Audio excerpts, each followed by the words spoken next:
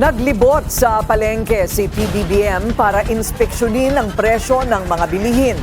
Ang Trade Department naman pangako ng manufacturers ang pinangahawakan na hindi tataas ang presyo ng basic goods sa loob ng isang buwan. Pero ang sitwasyon pagkatapos nito, hindi rin daw nila alam. Narito ang agenda report ni Ivy Reyes. Sa 30 taong pagtitinda ng isda sa public market ng Agora San Juan, ito na raw ang pinakamalalang pagtaas ng presyo ng mga bilihin na nasaksihan ng 70 anyos na si Nanay Meli.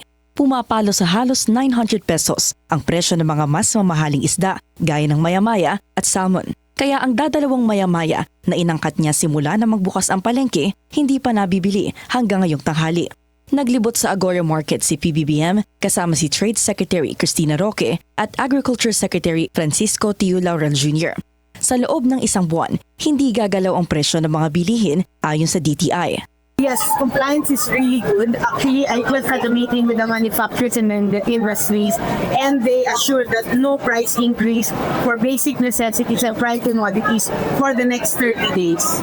Inamin ng DTI na walang kasiguraduhan sa paggalaw ng presyo pagkatapos ng 30 araw dulot ng epekto ng krisis sa Middle East. Pero wala pa rin daw dahilan para mag-panic buying ang mga mamimili o magtaas ng presyo ang mga nagtitinda. Lalo na at may mga manufacturer na nangakong i-extend ang kanilang price freeze ng hanggang 60 araw. Inamin din ng DA na fair expectation ang nakaambang 1 to 2 peso increase sa lahat ng bagay dahil sa logistics costs. Pero mayroon pa naman daw 10 billion pesos ang ahensya mula sa Presidential Assistance for Farmers and Fisherfolk at 150 million pesos para sa fuel subsidy. Nang matanong ang Pangulo kung kailan maaasahan ng pagtapyas sa excise tax, ngayong pasado na sa Kongreso ang emergency powers niya. Oh, that depends. Now, marami, it is a very complicated calculation. We will see. Depends on the trends. We have to watch the trends of on gold prices. We just have to look. It's very hard to say because it's all speculation. We don't know how long this thing lasts for.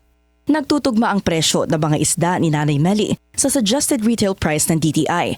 Pero kung noon umaabot sa 8 hanggang 10,000 ang kita ng kanilang stall sa isang araw, ngayon nasa 5,000 na lang.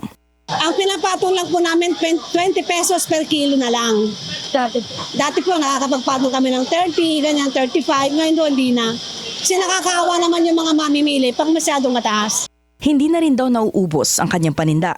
Namimili na lang kasi ng isda ang mga mamimili, partikular ang tilapia at bangus na ayon sa presyo ng DTI ay nasa 150 to 200 pesos ang isang kilo.